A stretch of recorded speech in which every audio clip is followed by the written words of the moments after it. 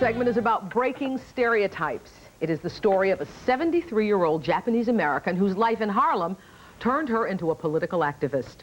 She was inspired by Malcolm X, and she's been fighting for human rights ever since the 60s. I came to Harlem at a very good time politically.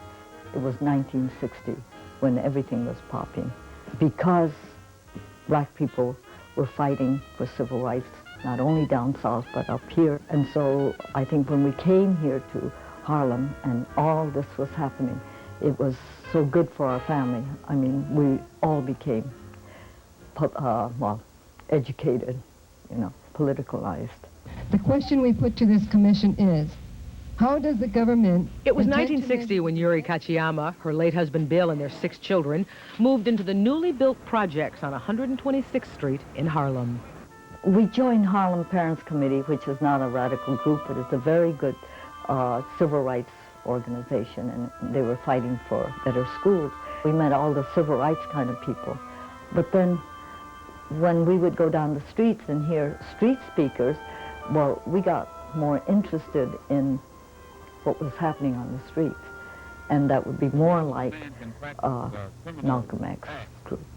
She met Malcolm in 1963 at a court hearing. She had been arrested while protesting. Malcolm X seemed so radical, and if you remember way back then, all the media just crucified him. They tried to smash him, make him seem like such a hate monger, when all he was doing, he was just being very pro-black and fighting for his own people. I joined his organization and used to go to the Audubon to hear him speak, and also began going to his liberation school. But he came here to meet with some of the writers of the Hiroshima Nagasaki World Peace Study Mission, because they wanted to meet Malcolm more than any other person in the United States. I think they were curious to know why the U.S. government would be so afraid of just one black leader. After that meeting in her home, Yuri and Malcolm became good friends. She treasures the postcards he sent from his travels. He sent about 11 of them from about 9 different countries. And this one is from Kenya. It says, "Greetings from Kenya, the home of those great African patriots, the Mau Mau freedom fighters." And then from Kuwait, he sent this one saying, "Still trying to travel and broaden my scope since I've learned what a mess can be made by narrow-minded people." My priority would be to fight against polarization, because this whole society is so polarized.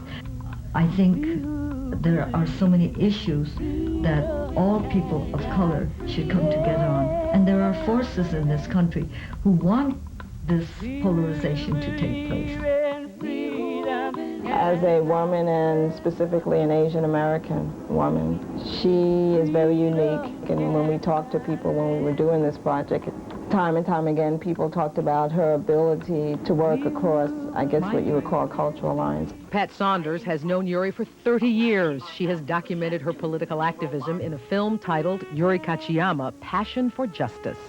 She and her husband, Bill, her late husband, have a history of what they would call open houses, and I don't know if she talked about this, going back to the 50s actually, but really got active in the 60s with having weekly gatherings at her house. Bill and Yuri met during World War II when all Japanese Americans were removed from the West Coast, taken from their homes and sent to internment camps around the country. Yuri's father died shortly after being imprisoned by the FBI. The internment didn't politicize me, sadly. It took me a long time. I was not political until I came to Harlem, and then everything seemed to change. In her 40 years of political activism, Yuri has marched with the Vietnam anti-war movement, picketed to get jobs for blacks, Hispanics, and Asians, demonstrated with the Young Lords, taken over public buildings with the Black Panthers. She was even arrested for the 1977 siege of the Statue of Liberty, an effort to bring attention to the Puerto Rican independence movement. How long do they plan to stay there? They're not leaving until the 4 remaining prisoners are free. Many members of those movements are now in prison, and they are now the focus of Yuri's current work. I feel that political prisoners are the reminders of what the struggle is about in America. And they are really the heartbeat of struggle. And yet it is so sad to think that so many people do not even know about these people.